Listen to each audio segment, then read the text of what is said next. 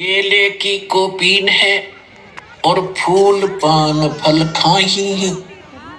नरक का मुख नहीं देखते जो बस्ती निकट ना जाही। वो जंगल के रोज हैं जो मनुष्यों बिद के जाही।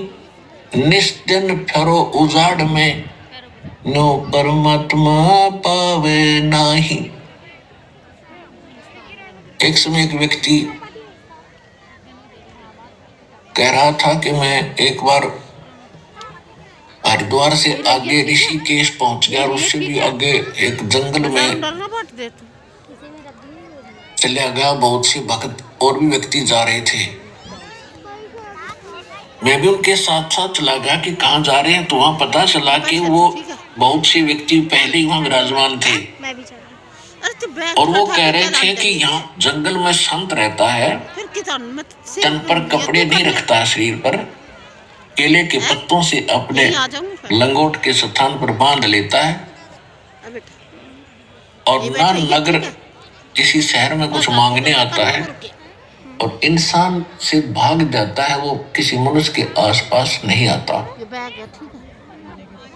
और उसके विषय में ये कहा जा रहा था कि जिसको उसके दर्शन हो जाते हैं उसका बेड़ा पार हो जाता है, बहुत धनी हो जाता है।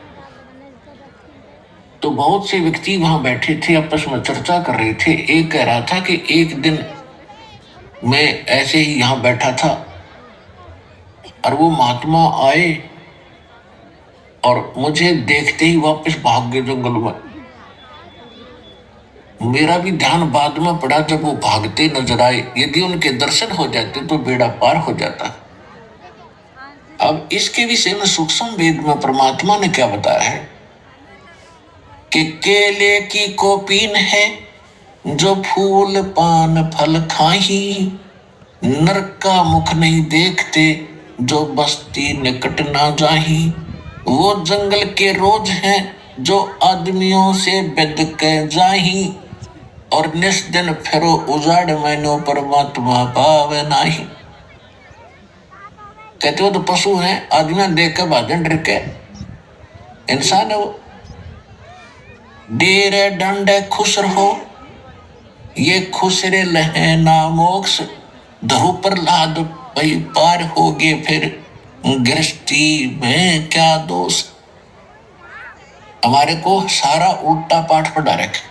परमात्मा बता रहे कि आप ध्रुव और प्रहलाद को तो पार हुआ मानते हो, वो तो गृहस्थी में थे। बात ये नहीं है कि गृहस्थी ही व्यक्ति पार होगा या जिसने ब्याह नहीं करवा रखा वो पार नहीं होगा। ये भी नहीं परमात्मा कहना चाहते कि खुसरे पार नहीं होंगे, इजड़े। अब क्या बताते हैं कि डेरे डंडे खुश रहो, अपने गृहस्थी में खुश रहो।